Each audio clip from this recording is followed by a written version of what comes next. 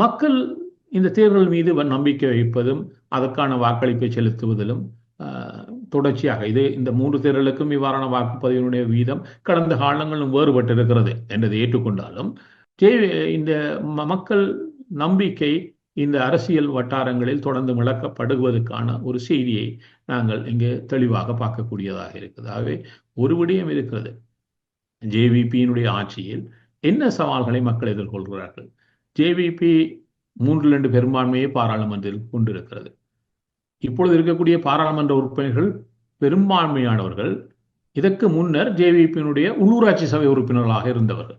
100க்கும் மேற்பட்டவர்கள் உள்ளூராட்சி சபை உறுப்பினராக இருந்தவர்கள் இப்பொழுது பாராளுமன்ற உறுப்பினராக மாற்றப்பட்டிருக்கிறார்கள்.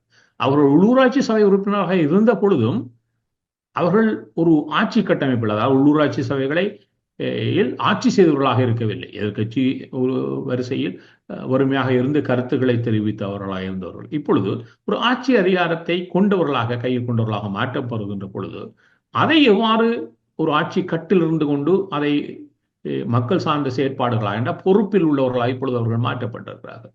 இந்த விடயத்தில் பாராளுமன்ற உறுப்பினர்கள் பெரும் சவாலை எதிர்கொள்வதை இந்த கட்சியில் பார்க்கலாம். இதை கடந்து அமைச்சு பதவிகளை அவர்கள் ஒரு குறுகிய காலத்தில் 2004 கொண்டிருந்தாலும் ஒரு அமைச்சை, ஒரு ஆட்சியை, ஒரு அரசை கொண்டவர்களாக இருந்து கொண்டு அவற்றை முழுமையாக நகர்த்துவதில் அவர்கள் எதிர்கொண்ட சவால்களையும் பார்க்கக்கூடியதாக இருக்கிறது.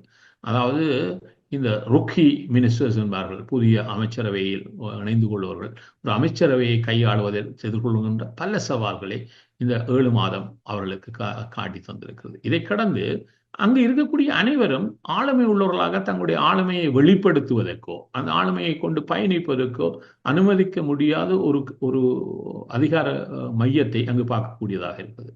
ஒருவர் இருவர் அதிகம் பேசுபவர்களாக அவர்களே அந்த இதை நகர்த்துவர்களாக பார்க்கக்கூடியதாக 7 மாதங்களில் பாராளுமன்றத்தில் விரல் விட்டு அடையாளம் காணக்கூடிய ஜேவிபி பாராளுமன்ற உறுப்பினர் இவர் பேசினார், சிறப்பாக இருந்தது, இவர் பல விடயங்களை சொல்லுகிறார் என்று ஒருவரை கூட அடையாளம் காட்ட முடியாமல் இருக்கிறது. அவர்கள் பாராளுமன்றத்தில் பேசுகிறார்கள் என்று கூட வெளியிலிருந்து சிந்திக்க தோன்றுகின்ற அளவில் தான் அந்த பாராளுமன்ற உறுப்பினருடைய செயற்பாடு பாராளுமன்றத்தில் இருக்கிறது. சரி, அமைச்சர்கள் தங்களுடைய விடயங்கள் சம்பந்தமாக ஊடகங்களை தொடர்ச்சியாக சந்திக்கிறார்கள், பல விடயங்களை விளக்கப்படுத்துகிறார்கள், தங்களுடைய அமைச்சு சார்ந்து என்று வைத்துக் கொண்டாலும் அதுவும் பெருமளவில் நடைபெறுவதாக தெரியவில்லை.